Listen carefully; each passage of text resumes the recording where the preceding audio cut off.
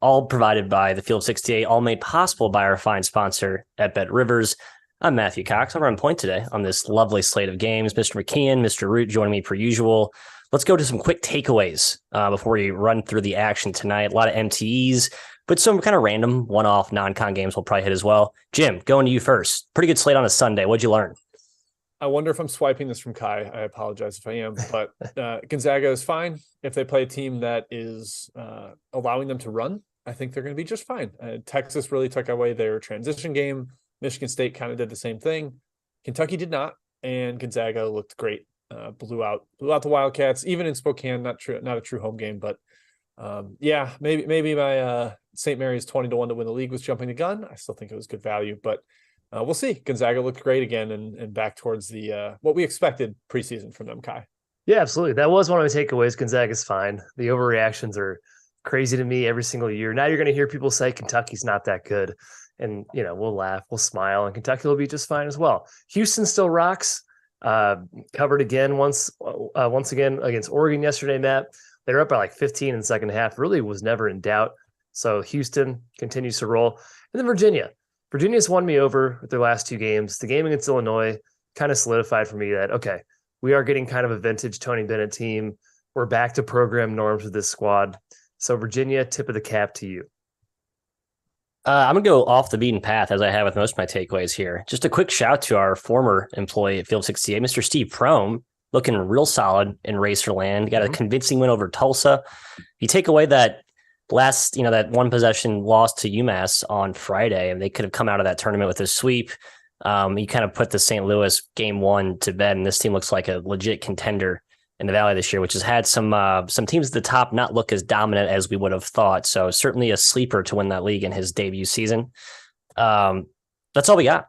Oh yeah, quick little plug for BetRivers. It's a four-leg parlay boost, 20% boost.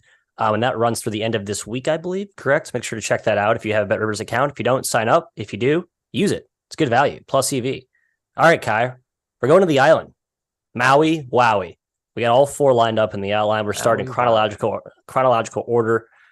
First one, Texas Tech, Creighton. Blue Jays versus the Red Raiders.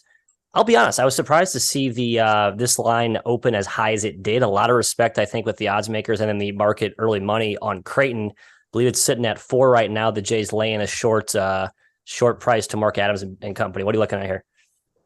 We get to see what Creighton really is. That's the start. This is the first top 200 team they've faced this season. First game away from Omaha.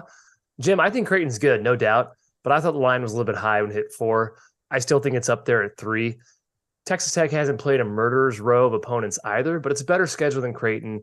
Their defense looks as stifling as usual. I'm curious how Creighton's offense looks. It's been good against these bad teams, but last year we saw it struggle. Now, Texas Tech probably will struggle to score as well. Creighton's defense is actually something I believe in more than their offense. In a game that kind of feels like a toss-up to me, in the Maui, I like the value on the underdog here. Maybe lean towards the under despite the soft rims as well. Yeah, I would kind of agree on the under, I guess. Trying to figure out tempo with these two is a bit of a conundrum still. Texas Tech had the one slog against Louisiana Tech where it was like master versus apprentice. They were really familiar with each other, so that was a big-time under game. Creighton so far has played per KenPom the number 342, 359, 309, and 183 defenses. Now they're playing number 7. I think this is a major test for them. They have beaten up on absolute punching bags so far. I know the offense is better and they're making more shots, but I want to see how much better against a team that takes away the paint completely. They're not going to be able to feed Kalkbrenner. He's not going to be able to dominate on the offensive glass like he has so far. They need to hit shots over the top against the Red Raiders. I'm skeptical about that.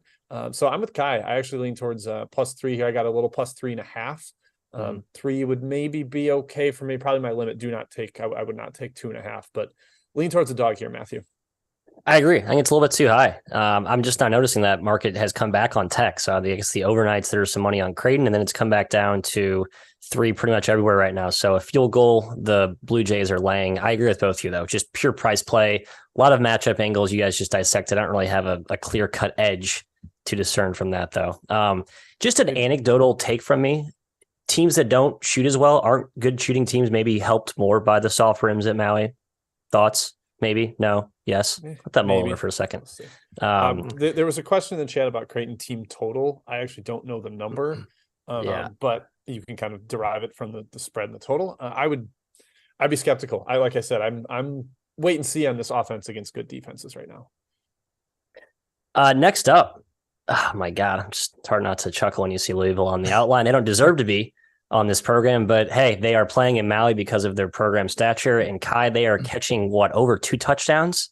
15 and out to 15 and a half, 16 on a neutral site to Arkansas, a team that, while very talented, has not looked as dominant as I think the juggernaut we were expecting. I don't know, Kai. This is such a stay away for me. Just a complete unknown with Louisville now as a major dog in the island. Yada yada yada. What are your thoughts? Initially, I thought about blindly fading Louisville here, but I have this kind of thought in the back of my head. Maybe Louisville is a feisty double-digit dog. Maybe they are a fade blindly candidate when they're a favorite, and then think about it when they're facing this high of a spread. Arkansas hasn't been that impressive. They're really good. They're probably top 10 team, but they're not running teams out like they usually do, I think, or at least early on in the preseason, non-conference season. And there's at least size on Louisville's side to maybe make things ugly. If Kenny Payne is smart here, he tries to slow this down to a crawl. I don't really trust him figuring that out. Jim, the one worry, of course, is guard play. We know Louisville's guard play is terrible. That's going to get exposed. It would not be shocking to see them have 25 turnovers in this game. So I'm with Matt here. I'm staying away. I just can't make my mind up one way or the other. Yeah, Kai, we had really familiar thought processes or similar thought processes before we even discussed it. Someone had asked me about this game and blindly fading Louisville, and I was like, I could see them being somewhat feisty as a dog if they slow it down. They compete on the glass. They have like real talent inside. They just don't always get it to those guys. They can't always get it to those guys. Worth mentioning, Nick Smith, likely still out for Arkansas. It sounds really dicey with him. I've heard whispers of meniscus issues, and I don't think we know what's going on with him, and you can't really assume he's going to be back out there until he is. And that just has me a little bit hesitant. I mean, Arkansas should have smashed South Dakota State on a horrible back-to-back spot. They didn't quite smash them in the way that I thought they should have. So I don't know. The Louisville guard thing, though, I cannot back them against Arkansas pressure. No. If Ellis gets 2 fouls, this could be a 40-5 run for Arkansas, that type of thing. Right.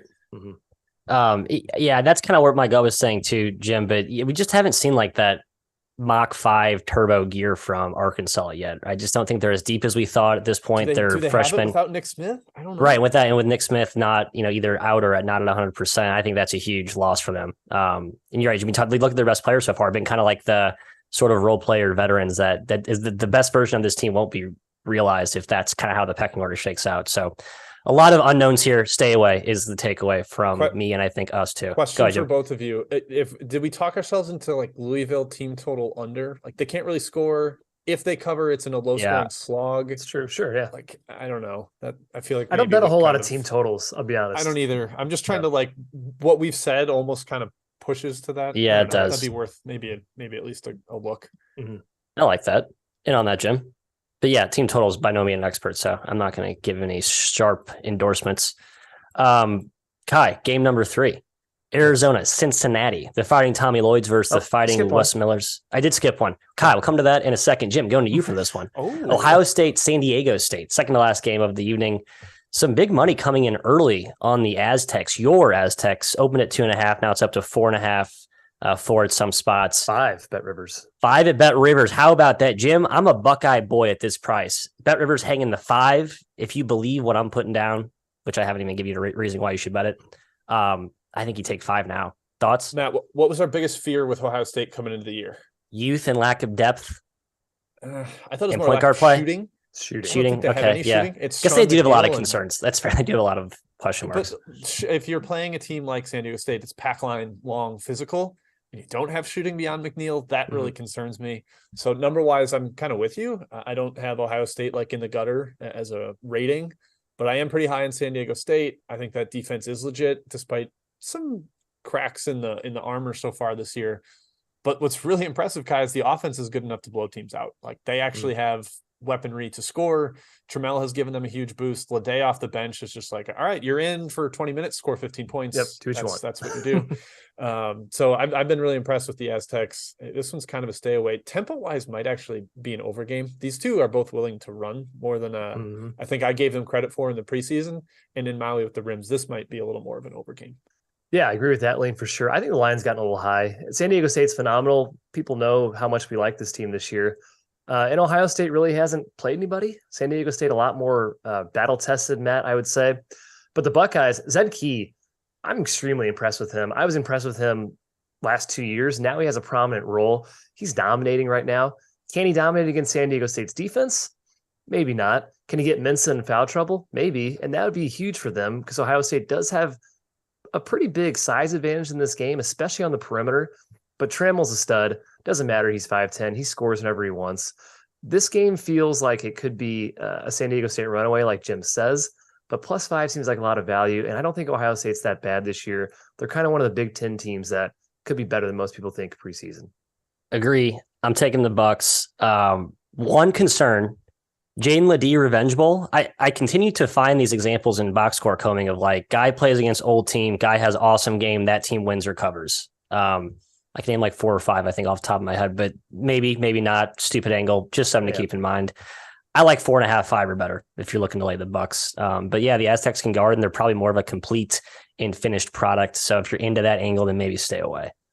As I teased falsely earlier, Kai, going to you for this one. Cincinnati versus Arizona. My first reaction when I saw the spread was it looked a little bit too high, but that's rooted in my respect for Cincy and Wes Miller, who have been sort of Jekyll and Hyde. I know that last game was really weird against Northern Kentucky, right? They had 40 points in the first half, and then they basically stopped scoring the second half. Final score looks ugly. I think the overall game performance was not as bad as the score. Does that mean anything to you? It was another line that felt a little bit high to me, Matt, but I'm not going against Arizona. They're a scary team. They're playing the fastest tempo in the country. You don't want to go against a team with that much talent that plays that fast. High possessions equals they can beat basically anybody by double digits or more. I agree Cincy's an improved team, but they are prone to lulls, as we saw against NKU. They haven't shot the ball very well this year. They're more of a mid-range jumper, bad shot taking team that tries to get to the rim as well. And they try to crush the offensive glass. That's hard to do against Arizona. And the Cats have so many weapons. They're big up front. They have talented veteran guards with Larson, Krissa, and Cedric Henderson, who's been pretty good as well. Cincy needs to get back on D, Jim, in transition. You can't crash the offensive glass and get back on D at the same time. I think that poses problems for them. I actually kind of lean towards Arizona.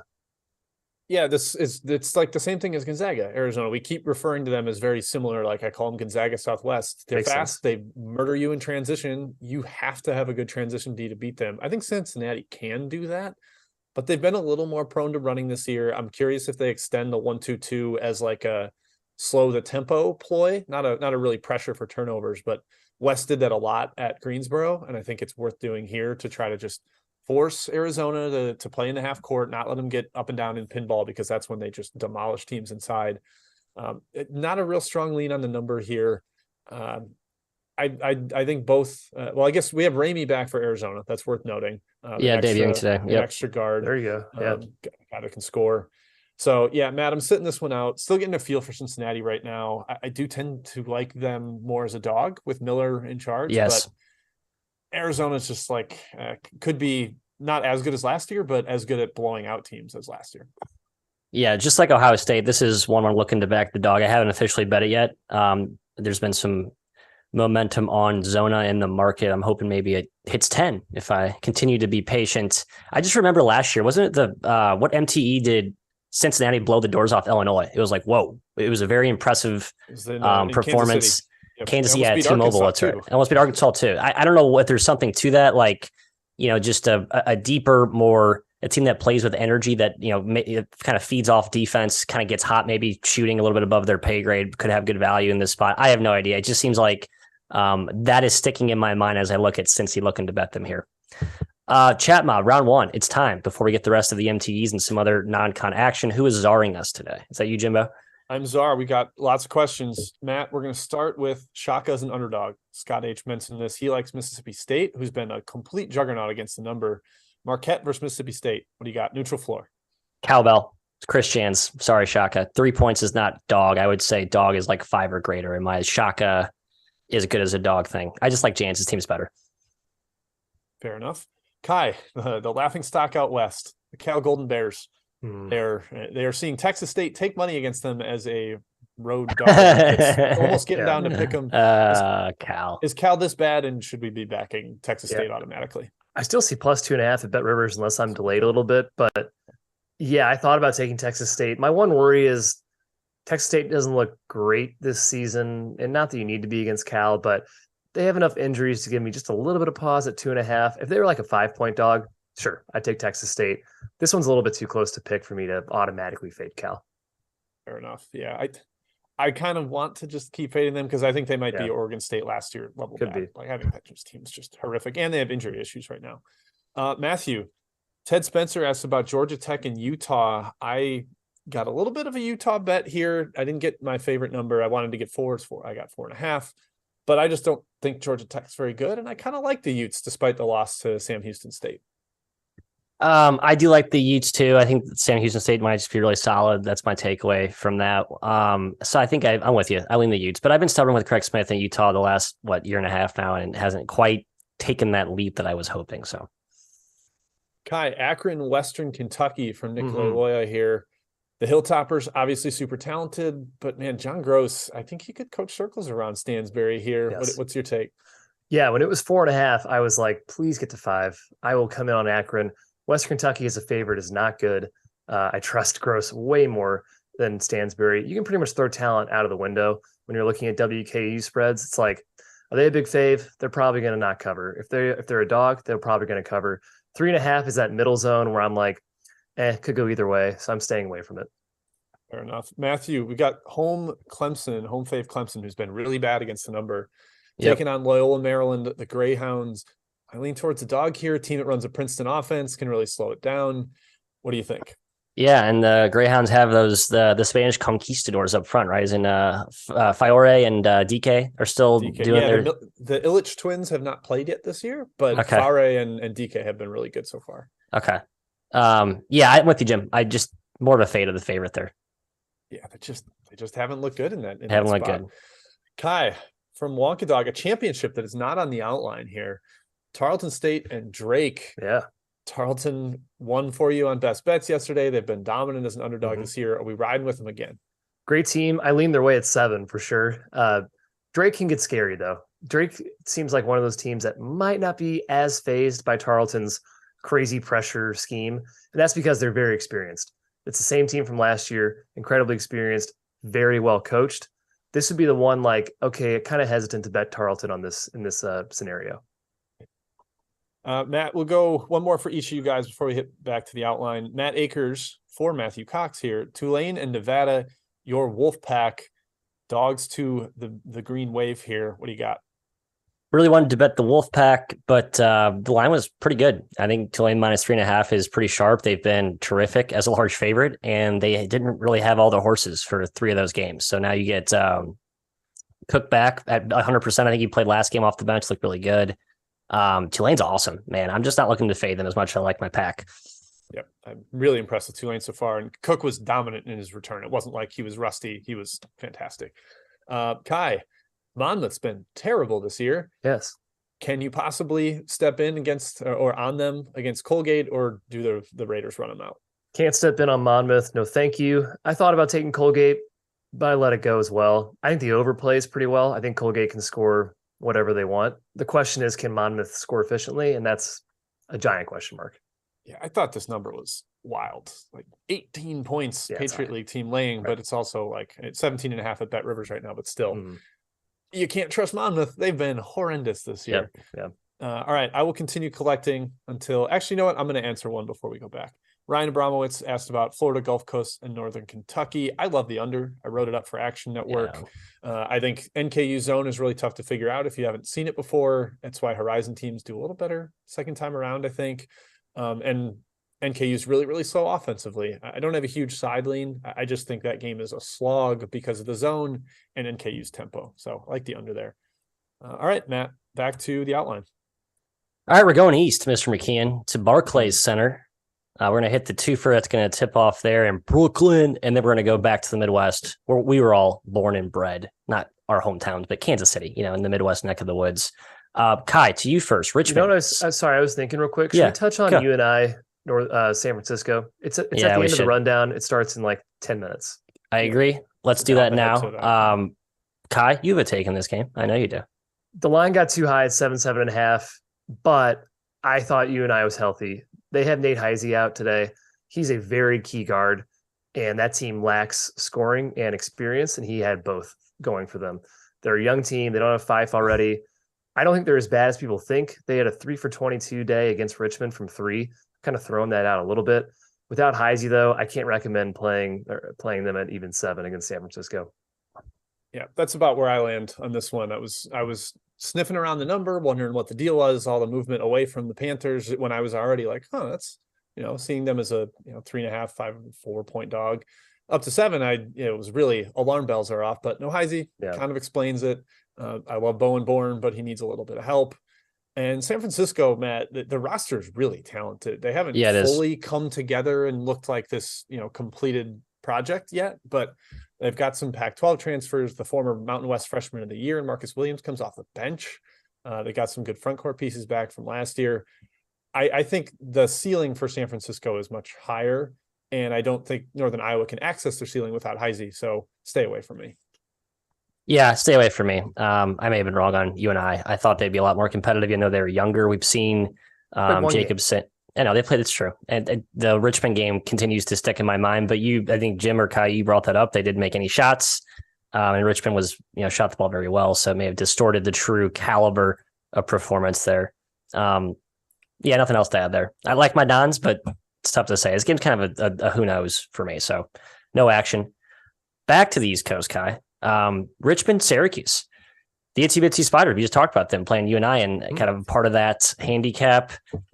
Matt Grace, one of their key post-interior barons in the Princeton offense that they run. Matt Grace and Neil Quinn are very important, and so one of them is not there. And I think that matters. I think that mattered. Last game we saw, Syracuse, decent spot, maybe kind of a little bounce back potentially. What are you looking at here? Yeah, I think it matters a lot. I think people underrate how important Matt Grace is to that offense. He is one of their key initiators in the front court. They definitely play through him at the top of the key. He can shoot. I had a gut lean towards Syracuse here, and I'm making it my best bet, actually, at -3.5. Oh, boy. The game's in Brooklyn, should be a strong Q's contingent. And while Q's hasn't looked great this season, I'm still a believer in their defensive potential. Whether they go man or zone against Richmond, zone seems like a good idea with Richmond's offensive style, but Richmond was also very good against zone last year. So I'm more so concerned about Syracuse is super long, has a lot of defensive potential. With Matt Grace out, Richmond's not as potent. I think Syracuse has a major athleticism edge, hence best bet -3.5 here. Yeah, Richmond's backcourt also really, really young. Like Burton's been very young, a virtuoso so far this year, but they're really reliant on Jason Nelson, the freshman, redshirt freshman, I think. That makes me a little nervous against some of the pressure that Syracuse can throw out. Judah Mintz is really long. I mean, Joe Girard is not going to make anybody uncomfortable on the ball, but they've got wings that can be tough to handle. And without Grace, to me, profiles as a perfect set him at the free throw line guy. He can spray it around. He can hit the little pass to the short corner to Neil Quinn. I know Quinn's a good passer too, but he doesn't have the same kind of mobility at the free throw line, the same like mid-range jumper where he can pull it. Yeah, exactly. So Grace, I think, is a big loss if Syracuse does decide to go full on with the 2-3. Would lean towards Syracuse, but man, they've been disappointing. They burned me once already this year, Matt. So I'm sitting it out, wishing my man Kai best of luck. Thanks. Kai, I wish you luck as well. No feel for either of these teams, to be honest. I mean, Syracuse, what's their man zone? Like, which path are they going to walk this year? Are they going to walk both paths? I think that kind of matters. I'm trying to kind of follow these. Like 10th or 11th in zone usage in the country. It's mostly zone, 20, but like I know they played a lot of man in one or two of their games. So that's sort of a weird thing. I don't know if I'd be messing with that if I'm Boeheim. I think we've been clamoring for him to play man this whole last 2-3 seasons, but just to sort of kind of straddle the fence during the year is a dicey proposition. I think it's a defense, or that's a pretty seismic identity shift. You need to like plan for that in the offseason. So all that is to say, actually profiles well for zone this year. Like long, an interior shot blocker. Like, what are you doing? It's weird. I don't get it. Mr. Boeheim continues to befuddle me. Hey, Let's move on, shall we? Staying in the Big Apple, Jim, with one of the Big Apple-based programs, St. John's, playing Temple.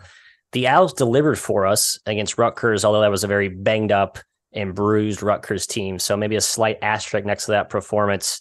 The Johnnies, man, am I underrating them, or had they just kind of played the right bad teams in the right spots? Are you asking your me? thoughts? Yes, your thoughts. Well, I ponder. They didn't cover against Central Connecticut. I was a winner for me there. And they were down at halftime in Nebraska. Looked great. Felt great about my Nebraska bet. I felt great about it too, Jim. I felt so good about Nebraska ball. Then I didn't. Then I didn't feel good about it. Smashed by the Johnnies. Again, a team that's really willing to play up tempo with them. Temple will relatively slow it down a little bit. I think they try to keep this game in the half court. McKee's been pretty smart about that. And that's just kind of their style. Kai, what we worry about here is Temple's good game, bad game, good game, bad game profiles this as a bad game because they're coming off a good one. And so if they continue that pattern, that's a little bit concerning. But it is more of this is an underdog, not expected to win. And that's when the Owls thrive. So there's kind of a tug of war between the two narratives there. I think the number's a little high. I took Temple at, I think, 5.5. Yeah. I like the Owls here. I'm just not as high in St. John's. I do too. And I know Mulcahy and McConnell are out for Rutgers, but that Temple effort is more what I expect from the Owls this season and going forward. Caleb Battle, 24 points off the bench. It seems like him and McKee have squashed their beef. The Johnnies are typical. They blow out bad teams with transition play, with quickness. Temple's not a bad team. They're bigger. They can go toe-to-toe athletically with St. John's. You have to keep Soriano and Jones off the glass because they have been excellent. And David Jones deserves a lot of credit. He's very good. And that has been an issue as well for Temple, Matt, up front, the defensive rebounding. But I think the Owls can keep it close. I think they can win outright. I agree with the market move here. So I did take them at a higher number. At 4, probably still lean their way a little bit. I should take Temple. Everything about my number, my gut intuition is saying Temple. But then I remembered the Temple Owls oscillation. And where are we in the pattern? We're at the up. Today is the down. That's my only concern. It's been like a year and a half pattern with this team. I'm just not trusting it. So stupid reason. Don't buy into it. Believe what Kai and Jim told you. But that's where Matt's alter ego is chirping in the back of his mind right now. Matt, do you think it's that, or do you think it's they're better as a dog versus as a favorite? It has lined up like that, and that I think is more of the truth. That's what we're trying to figure out here. Yeah, I'm kind of rooting for St. John's to be fun though. I do like that roster. I hope they kind of make a little push here and then on kind of get build some momentum into conference play. All right, last game, not two, because we've already talked about Northern Iowa versus San Francisco, but the second part of that twofer in T-Mobile Arena in Kansas City is Grand Canyon versus Wichita State, Kai, and the Shockers will certainly have a strong home contingent there. I think you have to view that as a semi-home court advantage, as Ken Pom likes to describe it. All that said, I don't really trust either team right now. I think both have been somewhat underwhelming to different degrees. That's maybe a nitpick. I know Wichita just won in Richmond. I'm not that impressed by that. They almost blew that lead. Grand Canyon hasn't been as good as they have the last 2 years, in my opinion. What are your thoughts here? Gross game. Grand Canyon's played 2 straight 60 possession games, or they've played 2 this season. I think their last one against Grambling was higher. And their offense has been brutal. Their defense has been good. Wichita, 60 possession game against Richmond. They like to live in the muck. The Wichita fan base is down on this team this year, but I do think the Richmond win was pretty good. They had a really stingy defensive performance. Can they repeat that against Grand Canyon? Probably, because Grand Canyon's offense isn't great. I lean towards the under, since both teams kind of struggle to score here. Both are content with not running either. Neither one's trying to really get out in transition. But I do lean towards Grand Canyon as a slight dog, even though, Jim, they're not quite the same team away from home. Yeah, I had a does not compute moment with this game because I like both teams a lot better as an underdog, and it's a pick 'em. I'm like, I don't, or pick 'em -1. Like, yeah, sure. What do I do with this? Neither team is catching points and can be motivated and get inside the number and keep it close. I have to pick a winner between these two. That's difficult. I don't like that sense. I think Wichita's a little more talented, but might not really be a finished project right now. They're still a finished product. They're still working out their all the turnover they had in the offseason. Only brought back 2 scholarship players. Still haven't gotten a waiver for the Siena transfer, Colby Rogers. I think maybe that hurts their shooting a little bit. But Grand Canyon's still figuring things out too. So Matt, this was the hardest to stay away, is just because I can't pick a winner between these two. I want one of them catching 5 points. That's what I like. Yeah, right. I stayed away. I maybe wanted to buy into the home court advantage for Wichita in the friendly confines there of T-Mobile, but didn't do it. So Another stay away. Pretty lame fence riding day for me on the outline. So sorry to disappoint my chat mob loyalists. Hey, Let's go back to just round saving two. them for best Yeah, bets eventually. exactly. Right? Hyper selective, Jim. Hyper selective. All right, round two. Mobsters. Let's do it. All right, Kai from Leg Show, a game we sort of briefly discussed in our own internal chat here. Bucknell and Presbyterian. Yeah. I think Jack Forrest, the St. Joe's transfer, is debuting for Bucknell. Presbyterian figuring out the Winston Hill status. Do you have a side in this one? Presbyterian is the side I lean, but they've been really bad this year. They do have a guy, Hill, who's been out all season. He must matter a ton because their results have been uninspiring after a pretty good season.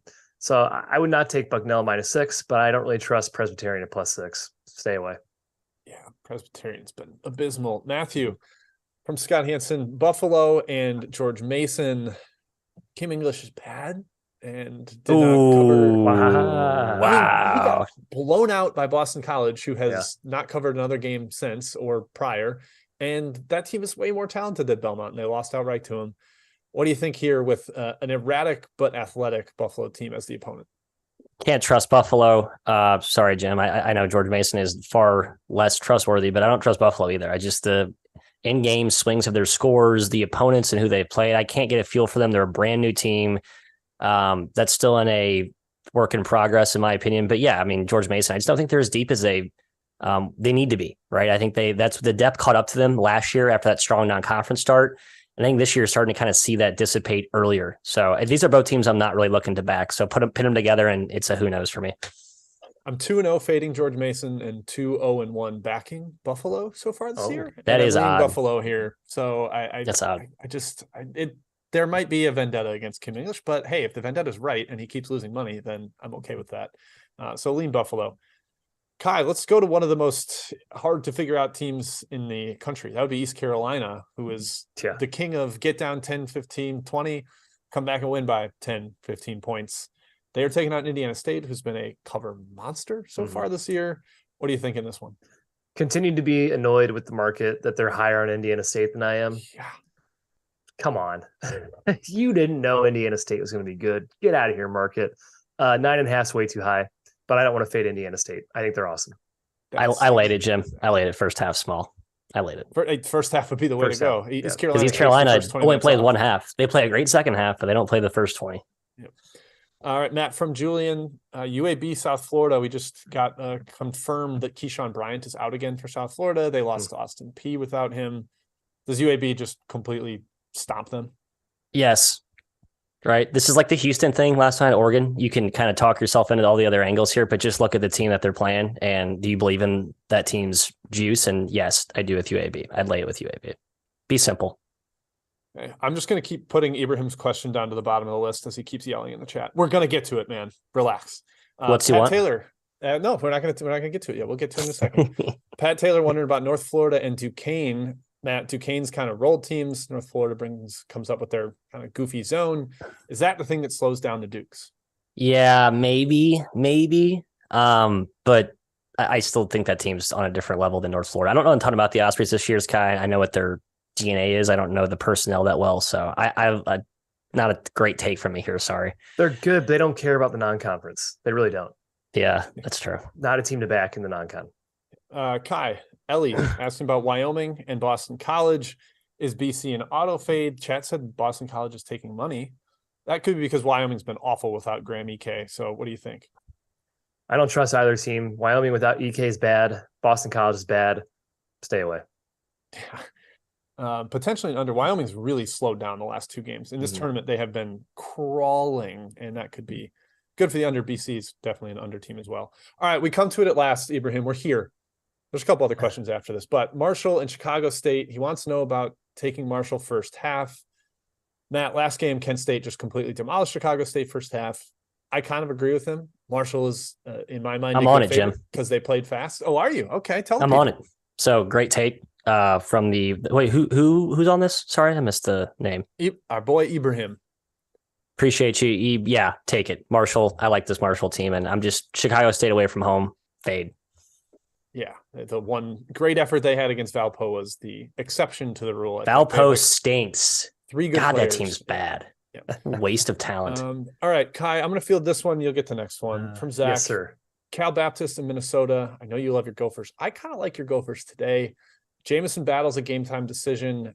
If he's in, I really think you're getting a bargain on the Gophers. If he's out, I still like him. I'm not that high on this Cal Baptist team. They don't have the same offensive pop that I thought they would with Taron Armstrong and supposedly a lot of shooters. They did win at Washington, but that home opening loss, they got smashed by Beach. So I like the Gophers there. Kai, you get the anti-market play of the day. Cal State Northridge taking on Tennessee State. Yeah. Before you say it, I'm with you, Kai. I'm on your side here. I like CSUN. I liked it at a smaller number. It got bet up by you know who. I lean towards Northridge. I don't think Tennessee State's very talented. I will say that they're extremely talented, but they've been talented before. And Penny Collins hasn't really proven to be a home run cover machine over the past couple of years.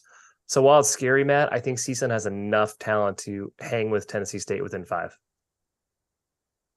Yeah, I think CSUN is just really underrated. I don't know why the market doesn't like him. I think that roster's not that bad, and Trent Johnson is a competent coach.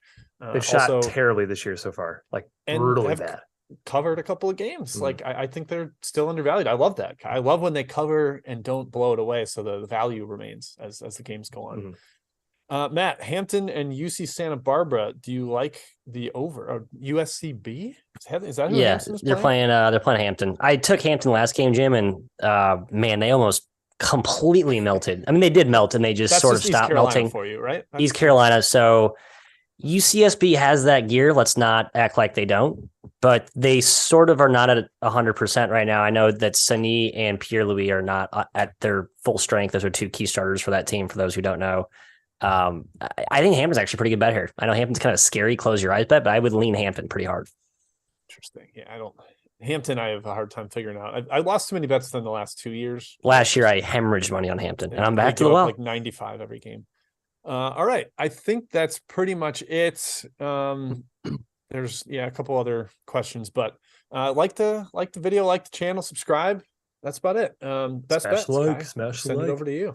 Best bet Syracuse. Already said it. -3.5. Go Orange. We haven't talked about my best bet yet. UNLV, last game on the slate, I believe, right? Tips at like 11 p.m. Central or something ridiculous. Late night fiend. I'll be no, I won't be up watching this game, but I will be sleeping well and hoping to have a waking cake, as we like to call it. They're playing Southern Illinois. The Salukis, who are down, their 2 best bigs. I know they've been competent-ish since they went down. I just like this Rebs team, man. I think they're starting to come together. They have Keyshawn Gilbert, St. Louis native, by the way, stepping in as sort of their de facto quasi-initiator. Jordan McCabe, who was kind of like the star at the flashy passing last year, has been sort of an afterthought. They're more athletic on the perimeter. They're bigger up front. They can defend, some offensive upside. I just like the cut of the Rebels' jib right now, Jimbo. So I'm going to lay it -1. Yeah, no Cottrell doesn't bother you? You're okay with that? You're I'm fine with that. They're deep. And it's also kind of in their backyard, right? It's in California. Oh, California. Sorry. Yeah. It's not the Henderson one. That's like just south of, this is close, like closer for them. I think it was a new MTE like 2 years ago out there. But okay. My best bet is Iowa -30.5. Really happily coming around on the Hawkeyes this year. They've been awesome. And they are ridiculous as a big favorite. I think I've said it on the show before, but in these non-conference home spots as a double-digit favorite, Fran McCaffrey is 43-14 against the spread. That is a trend I am very willing to follow. The offense is great. They play fast. It's the perfect kind of a team you want to back as a big favorite. They clearly, I don't know if they care about the spread, but they care about outperforming the expectations. And it's over and over been a very good trend for them. I would also be interested in first half -16.5 or whatever it is. I think they smash Omaha here, who wants to slow it down, but I don't think successfully can. So Hawkeyes, big favorite, -30.5, my best bet. Matthew.